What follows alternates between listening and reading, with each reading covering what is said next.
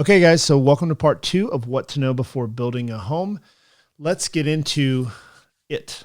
Okay, so we got to talk about builders lenders. This is something that comes up a lot because builders really try to force you, not in a bad way, but they try to really incentivize you to work with their lenders. And I get it. I understand why. Builders are, typically want to understand, they want to know that you can afford to buy the house before they start spending a lot of time and making a lot of decisions based on you. So this is the way it usually works. Builders are going to say, okay, if you want to take this lot off the market, this home off the market, whatever it is, fill out this application with our lender. You don't have to use them, but I do have to have an approval here. Totally get it. What they want to do is they want their lender, someone they trust, to say, yep, this person's good for it. They can do it. You can pull it off the market. But they also know that once you've gone through that process, no one likes filling out loan applications, for God's sake. So once you've gone through that entire process, they know that you're like, oh, screw it. I'm not going to do that again. Let me just work with their guy. It seems fair. The rate's good, and move on. Well, it's a little bit more, there's a little bit more to worry about. And I won't say this happens usually, but it does happen sometimes. Most of the time, builders, lenders are on the up and up, but lenders know that there's a lot of moving parts with a loan. Buyers only know to focus on interest rate. That's all most buyers have been taught, but interest rates can be manipulated by closing costs. So you can pay more and buy your rate down with any lender. So if they know you're focused on rate, they can just give you whatever rate you want and charge you more on closing costs. So what I would say is, if you're going to work with a builder and you're going to work with a builder's lender, shop that with one other outside lender who works for you and not the builder, and compare apples to apples. You will want to get a quote from that builder's lender, and then within 48 hours, get a quote from a lender that represents you and compare the two. The reason why this is important, not too long ago, I had clients working with a builder's lender. The quote seemed kind of high to me. I suggested they shop it with my lender, the person I use for my loans. They took it to that lender, and my lender said, you know what? You're getting charged an extra $5,000 in closing costs. Well, what do you know? The builder was actually giving away $5,000 as an incentive to my clients for building the home. So they were charging it to them and then giving it right back to them. So those are the things you got to watch out for. Again, it's not common, but I still see it. I see it all the time. So definitely don't be afraid to work with a builder's lender, but keep them honest by shopping them with a lender of your choosing and see who comes up with a better deal. Okay, so let's talk lots for a second. I'd say lots and floor plans are where I see more buyers make mistakes than anywhere else in the home building process. So this is a big one. Your lot selection, you need to spend some time and really make a good lot selection. Number one, it's the backdrop that your home sits on. So, it's the setting for your home. Things like trees and, cul-de-sacs and things like that all matter, whether or not it's on a busy road or backs to a busy road. All of these things are factors in the resale of your home. And so make sure you do a good job choosing the lot. Also keep this in mind. When builders go in and build out a neighborhood, the builder is kind of redirecting how water moves through any given neighborhood. Think about it. It's hundreds of acres, and water's been moving a certain way across that acreage for thousands of years. The builder comes in, assuming it's a field or something, the builder comes in and they start putting down streets. They start digging things up, putting in foundations. They build up certain areas. So they're changing the flow of water. And while builders are really good at this, understanding where the water is going to go, it's not 100%. What that means is you've got to go in using common sense. And if you see a home that's at the bottom of a hill and all the other lots, water would theoretically drain down to this bottom lot, and then it has trouble getting out, or it looks like it would have trouble, it probably does. Don't buy that lot. One of the beauties or the best things about building a home is that you get to select different things, and your first and biggest selection is going to be your lot. Then it's the home, then it's the the facade or the elevation of the home, and then it's the interior and structural finishes. But it all starts with the lot. So treat that as just as important of a decision as anything else in that home. I would say it's probably the number one or number two after neighborhood. Okay, a place where a lot of people get into trouble with builders is taking the builder's word on their completion date. And it's not something, the builders aren't intentionally trying to mislead you, but understand builders have to manage a lot of components. So they're working around the weather, they're managing materials that sometimes don't come in or they miss a shipment. They're managing people who don't show up to work. They've got all of these different things, and these can all change the timeline of your home. So the first thing I'll tell you is that there is a time in each construction process when a builder can get very accurate, but it's not up front, right? So if they tell you 9.5 months, take that as a loose plan, but have a plan B. Have something in your back pocket that if there is a delay, rarely do they get done early. It's usually late, but have something in your back pocket, a plan B. And also ask the builder sales rep what part of their process needs to happen before they can give you an exact date. With most builders, it's when their cabinets go in. With some builders, it's when flooring goes in, when sheetrock goes in. Each builder, it'll be different with each company, but ask them because internally they'll know when X happens, then I can give my customer a really, really precise date. So find out what that is and then plan your strategy around that date rather than the upfront date they told you when you were signing your contract. Okay, so trees are a big thing when it comes to new build. Obviously, a lot of builders in a lot of areas just scrape trees. Here in Austin, we try to protect trees as much as possible, but something that's really important to know, and that is if you're building a home and you have trees within, say 20 feet of your foundation, you need to really pay attention to this simply because trees are valuable. Trees make a home look better. They provide shade. Like in Texas, they're something very sought after, nice oak trees, things like that. So these things can die fairly easily when builders don't understand how to work around the trees. And it can be something as simple as the guy running the backhoe, digging out for the foundation, doesn't understand trees, which they usually don't, and there's damage done to the root system, and you won't know that anything has happened until 12 months later when that tree dies. So what I would say is if you've got any digging going around fairly close to trees that you want to keep, early on, if you can afford it, if it's in your price point, get an arborist out there. I wouldn't imagine it costs more than $100, $150. Get them out there, have them look at the situation, and see if you can have a meeting with the person doing the building, the arborist, and you. What you want that builder to understand is that, the squeaky wheel gets the grease, right? So you're that squeaky wheel. You're that customer, whether they think you're reasonable or unreasonable, doesn't matter. You're that customer that they have to make sure and double check that the guys are building or digging around the trees properly. This is important because if those guys don't, and they most of the time when these guys are digging with these backhoes, they don't care. They're not paying any attention. They're just digging. And then when they fill it back up they don't fill it with good soil. They fill it with sand.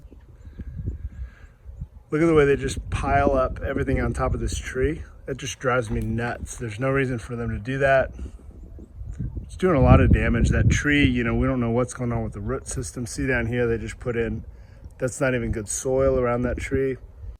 And there's no surprise when the tree dies 12 months later. And the builders aren't going to warranty that. They don't warranty landscape. They don't warranty trees. And even if they could warranty it, what are they going to do about it? They're going to come out and plant a sapling. And that's not the same as a 50-year-old oak tree. Something else real quick on trees that a lot of people don't know.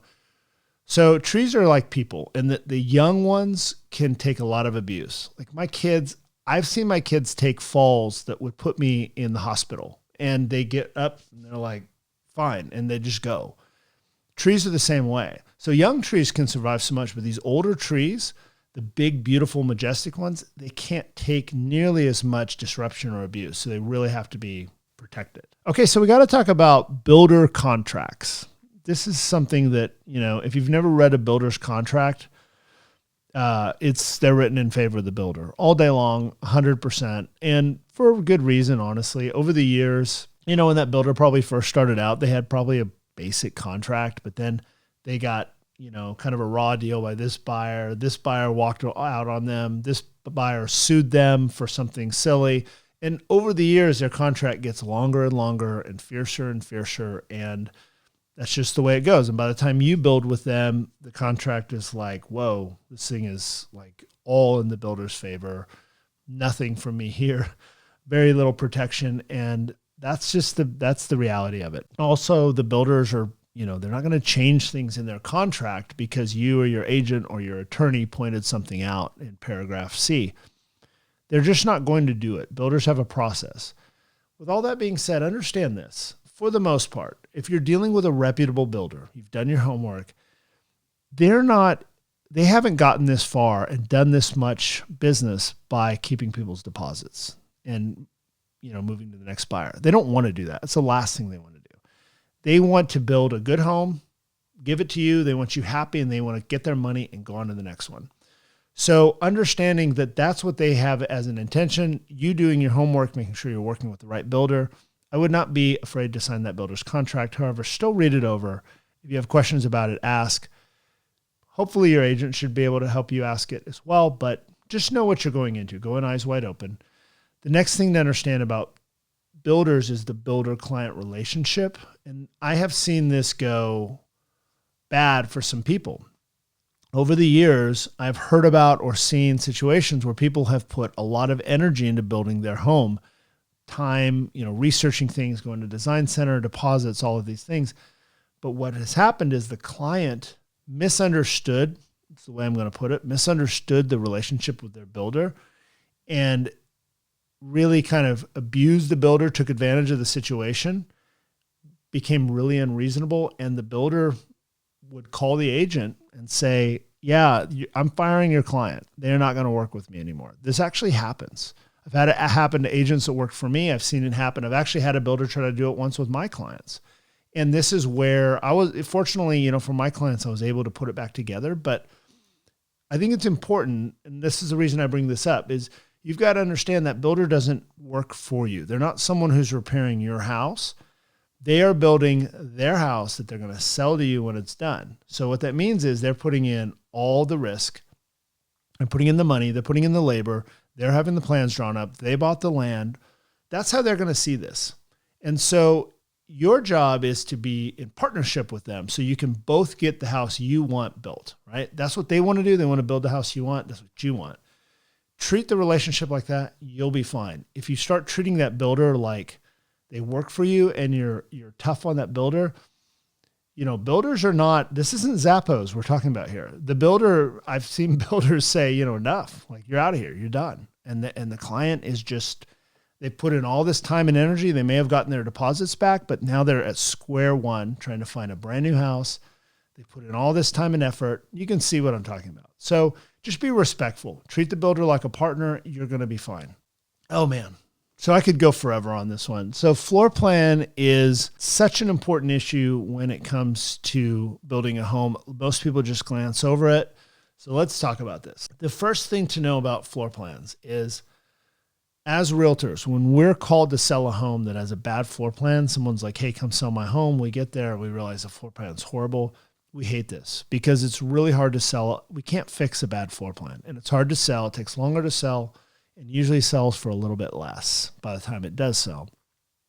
So definitely pay attention to your floor plan. Get a good one. The idea that floor plans are, there's no more bad floor plans. They're all from the 70s, 80s, and 90s. It's just patently false.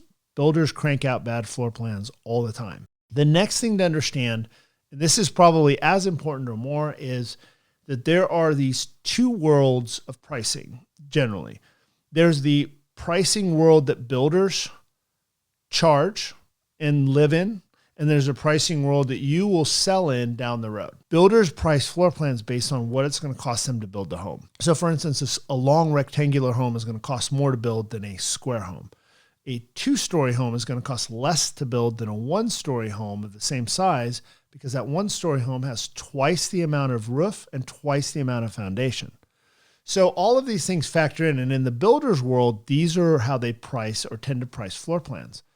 But when you go to sell that home in 15 years in your neighborhood, it's really that home, the price per foot is going to be dictated by the neighborhood average.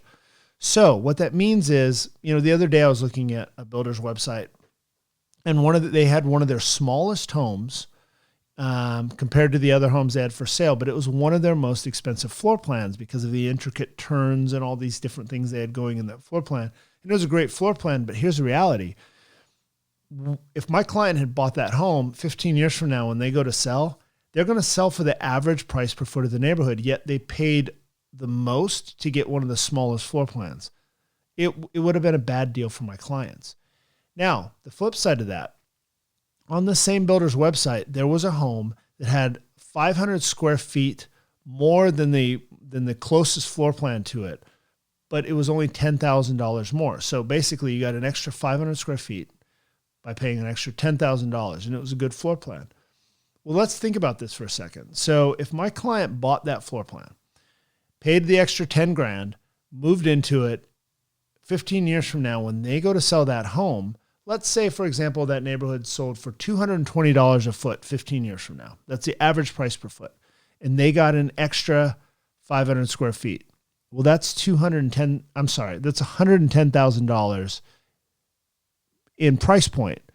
So by paying $10,000 now, they're able to sell that house for an extra $110,000 down the road. Plus, for the next 15 years, they're able to enjoy that extra square footage. That's the kind of deal you want to look for. The arbitrage between what builders price things at and what the resale market wants to sell it at, you should absolutely pay attention to that. Okay, so we got to talk about resale. I think this is something that gets a lot of folks, and it's important to know and kind of factor in when you're building. So as a general rule, you don't want to be on the resale market. You don't want to be selling your home when that builder is still building. So get an idea of when that builder and any other builder is going to be out of that neighborhood. In Texas, it's not uncommon for a builder to spend 6 or 8 years in a neighborhood. And why this is important is, let's say you buy a home, you live there 5 years, the builder is still building in the neighborhood, and you decide to move. Well, you're going to put a 5-year-old home on the market that has your design choices, your lot, all the things you chose, and you're going to put that on the market against brand new homes where people can pick their own lot, they can make all their own design choices, and the home is brand new, no one's ever lived there. You're going to have to drop your price significantly enough that you really are no longer in competition with that builder anymore. And that's not good for a lot of people. So once that builder leaves, that's when everything kind of equalizes, and you can get you start really getting that solid appreciation, and you're only competing with other existing homes in that neighborhood. So the whole point of all this is, if you know you're going to be moving in 4 years, or it's likely 4 to 5 years, find out when the builder's going to be leaving that neighborhood. If they're not going to be leaving for a while, they're just starting out and they've got another 600 homes to build or 2,000 homes to build or something, they're going to be there for years and years. And so you might want to think about a different neighborhood if that's going to be the case, or go in knowing that you're probably going to have to sell for a bit of a discount because you're going to be competing with that builder.